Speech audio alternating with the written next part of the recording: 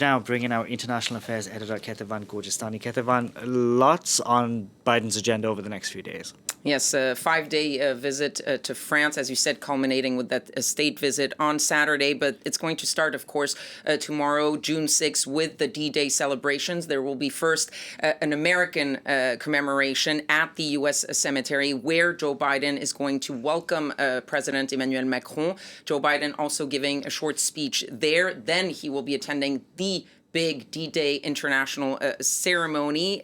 He is also possibly expected to meet on the sidelines of those commemorations with Zelensky, the president of Ukraine. And that shows how this is all about the past, but also the current situation in Europe. And then on June 7th, as you mentioned, there will be that big speech for Joe Biden, speech about democracy and freedom. He's going to come back to Paris and return to Normandy at La Pointe du Hoc to give that speech that is presented as remarks to the American people on freedom and democracy. June 8th, of course, the state visit starting at the Arc de Triomphe with President Macron parading down the Champs-Élysées all the way to the Élysée Palace for the really political bilateral segment of that day. And finally, the state dinner. And there will be an event also on Sunday, which would not be part of the state visit, but Joe Biden will be going to the World War I U.S. cemetery outside of Paris. And that is something very symbolically important because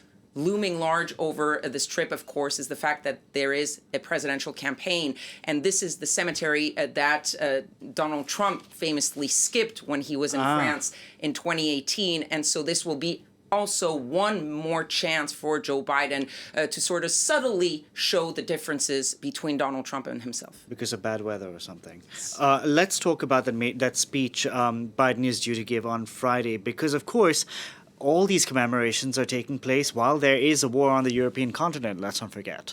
Exactly, and the title, Democracy and Freedom, resonates for what happened during World War II, but also what is currently going on. And what I was talking about, the distinctions with Donald Trump, is also a context, because we've heard Donald Trump and how he's not that much in line with Joe Biden when it comes to supporting Ukraine. For example, there will be, according to the White House, a chance to draw some policy distinctions, to rebuke the America First policy, to reaffirm the importance of alliances, and of course those two messages that we've heard Joe Biden repeatedly say, democracy versus autocracy, a world at an inflection point. All those themes are going to come back up at the Pointe du Hoc speech, and there is political symmetry. Turn back 40 years, the 40th commemorations of D-Day in 1984. It was Ronald Reagan at the time. He was also running for a re-election, and at the time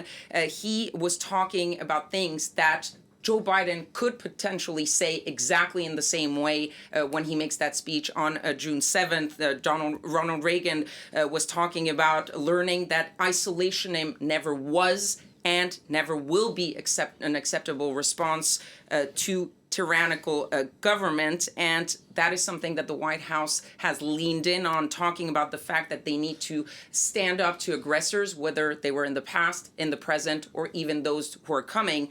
Reagan also talking about the strength of America's allies being vital to the United States, and that American security guarantee was vital to the European allies. The White House also previewing that June 7th speech, talking about the importance of democracies working together and saying that American leadership was not a leadership that was arrogant, but a leadership that was humble, acknowledging the fact that they needed the help of their European allies, and the European allies needed the help of the Americans. So all of those themes really echoing what happened 40 years ago.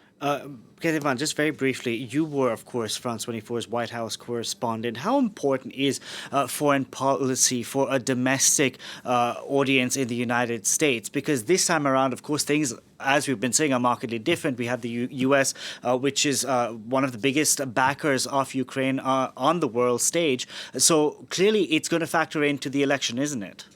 That's at least what Joe Biden wants to do. He wants to talk about foreign policy because yes, Americans don't necessarily put foreign policy as a priority, but the overarching themes of isolationism versus Atlanticism, those are themes that Joe Biden wants to use to sort of create this split image between what he wants to do, rebuilding those alliances, working with the Europeans, helping Europe, versus what Donald Trump could possibly do if he comes back to power.